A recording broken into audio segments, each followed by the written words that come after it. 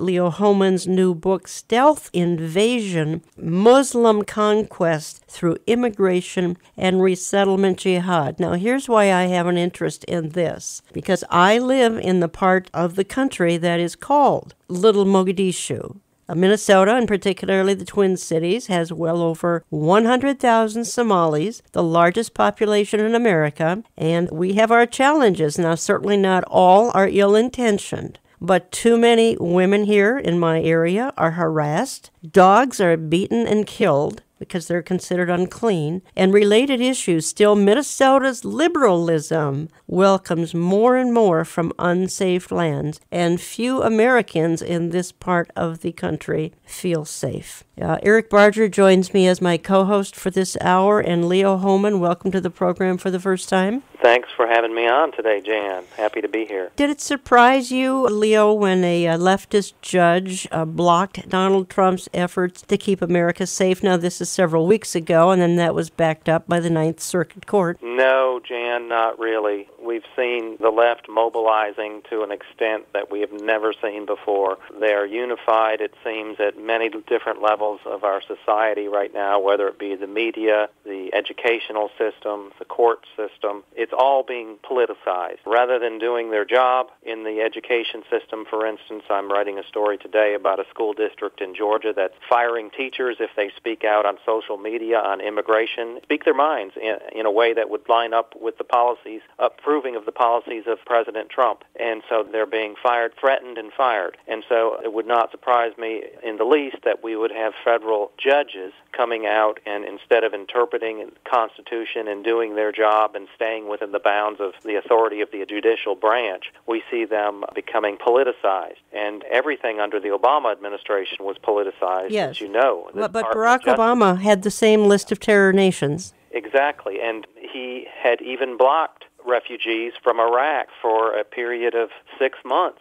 When we found that 2 terrorists had slipped into the refugee ranks and ended up being resettled in Bowling Green, Kentucky, he paused refugee resettlement from Iraq for 6 months. You never heard a peep out of the media or the court. Right. President Jimmy Carter did the same thing during the Iran hostage crisis, and that travel ban lasted, I believe, more than a year. So, you know, it is a double standard. Different standard for President Trump than for all the other presidents. Okay, Leo, you say we are just a few years behind Europe, and we have the same Christian and Jewish leaders falling all over these refugees when they have no idea what Islam teaches. I think that's an important statement you made. Yes, Jan, as you know, the Christian church in Europe post-World War II became very lukewarm, I guess to say the least, to the point where Europe basically became a post-Christian society. And that just opened the door for Islam, and the migration policies that the government of Europe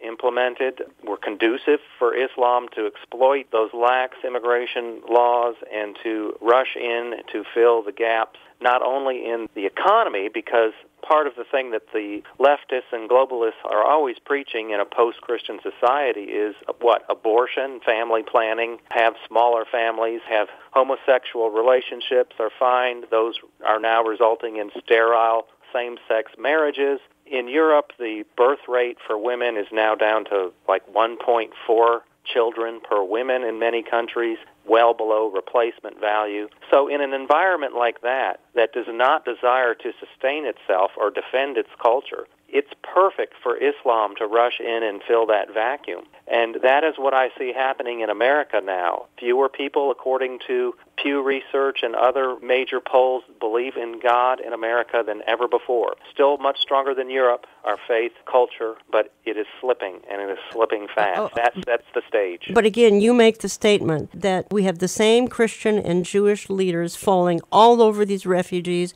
when they have no idea what Islam teaches. And I mean, I felt that was a very profound statement. Yeah, part of that backsliding I was talking about is a lack of truth coming from the pulpit. Yes. Truth about the important issues of our time. As you know, we've had a awakening of the global Islamic movement over since 9/11, and even before that. Some people believe it started with the Iranian Revolution in 1979, and it's just been picking up steam ever since then. But yet you have the Christian church in these Western democracies of Europe and America not teaching their flock about what is Islam. What does it believe? Who do they believe that Jesus is? Did he die on a cross? Is he the Son of God? None of these are believed in the Islamic faith. And yet Christians, if you ask them these basic things about Islam, they would not know. Yeah. I want to list the organizations that you list that are bringing in these refugees, because this goes back to Christian leaders again. These organizations that you list get a lot of taxpayer dollars to bring in these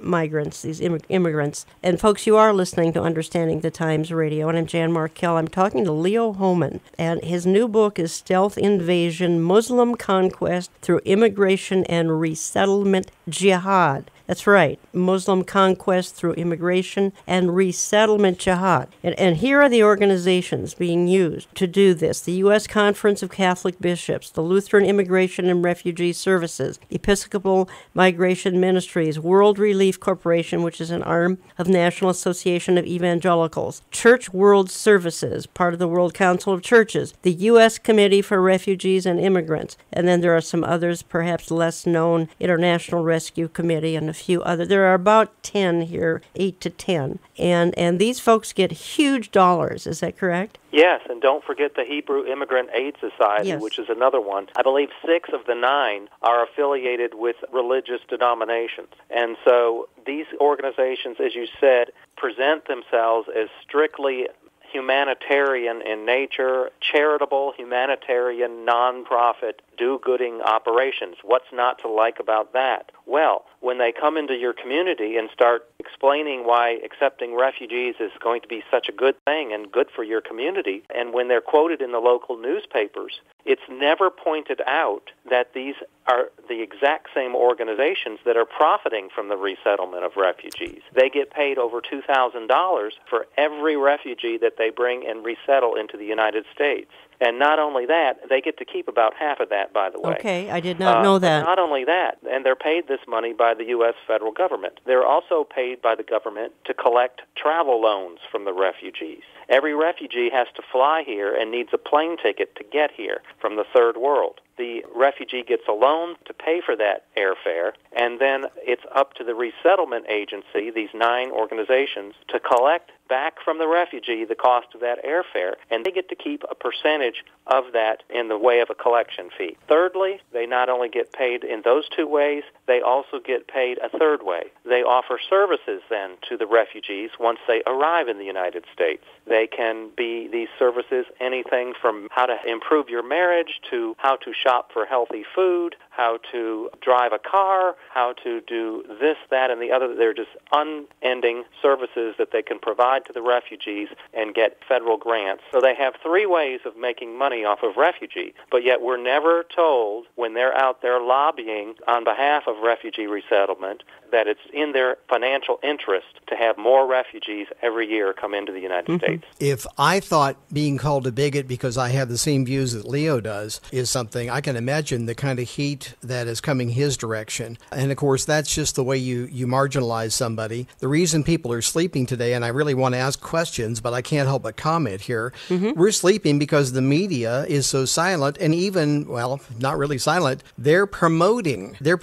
and that's why the American people don't realize what's going on. We don't necessarily, as Americans, just a rank and file American, have to know all the doctrines and problems of Islam and the history that has so many problems through it. But what we do understand is what they did in 9/11, and we've forgotten those things. Yeah. And we've forgotten that if we don't vet these folks, that the bad guys are coming with them. And if I was a leader in ISIS, I would be doing everything possible to get the worst of the worst in the country now while the gate is still open. Talking to Leo Hohmann, you can find his book, Stealth Invasion, Muslim Conquest Through Immigration and Resettlement Jihad, at WorldNet Daily, WND.com. Just go to their store at WND.com. We don't carry it here at this ministry, but I want to play a quick soundbite. Brigitte Gabriel kind of backing everything that Leo has said up until this point anyway. Are you watching what's happening in Europe with immigration and refugee issues? They are experiencing a mess that is beyond repair. Americans are concerned, and rightfully so, about who we are importing into our country and the ramification of their presence in our communities. Here's a shocker.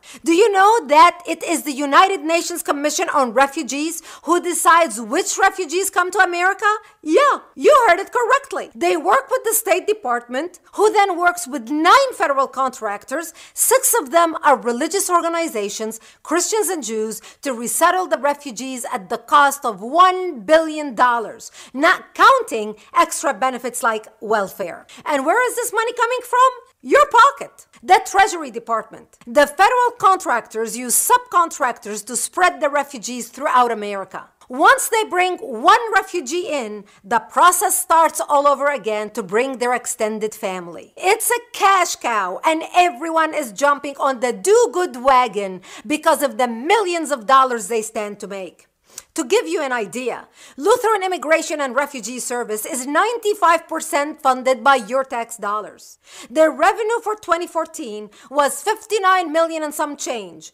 Almost $57 million came out of your pocket. The U.S. Conference of Catholic Bishops, Migration and Refugee Services is the largest private refugee resettlement agency in the U.S. In 2014, they brought in $85 million and some change. $82 million came from your pocket. We are literally paying good money to import bad problems Europe is already experiencing, such as sexual assault, terrorism, infectious diseases, and a clash of culture and values, because most of the refugees we are importing are Muslims. 6 states already in America reported cases of rape and sexual assault: Massachusetts, Idaho, Virginia, Utah, California, and North Dakota. While we see these cases as heinous attacks, they are often justified in the culture where they came from. Child marriages, child rape, child prostitution, especially the sexual abuse of little girls and women. When refugees are confronted, they say it is sanctioned in their culture and religion.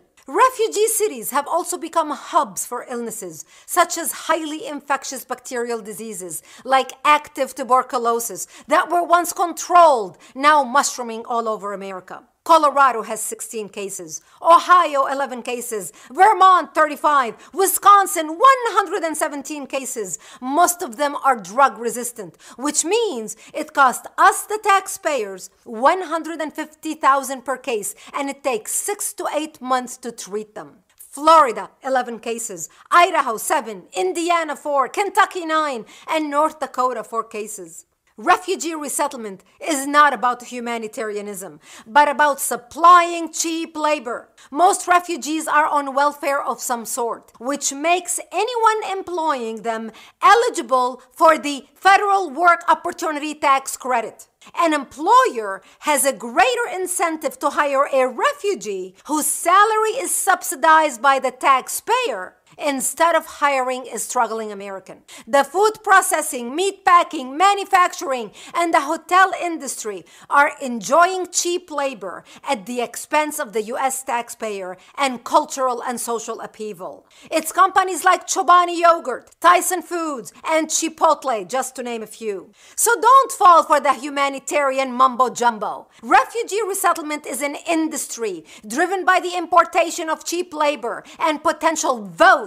Please cut the baloney and the expense. Now let's talk about importing terrorism. We have at least had 10 cases of refugee Islamic terror arrests or convictions right here in America. Both Boston bombers, the Tsarnaev brothers, were refugees. Bombings in Manhattan and New Jersey were committed by a refugee. A Somali refugee went on a stabbing rampage at a Minnesota mall. Another one stabbed dozens on the Ohio State campus, to name a few. If the 5 top rich Islamic countries of the world, led by Saudi Arabia, have not let refugees in because they are afraid of importing terrorism, then why are we? When are we going to stop being suicidal with our population?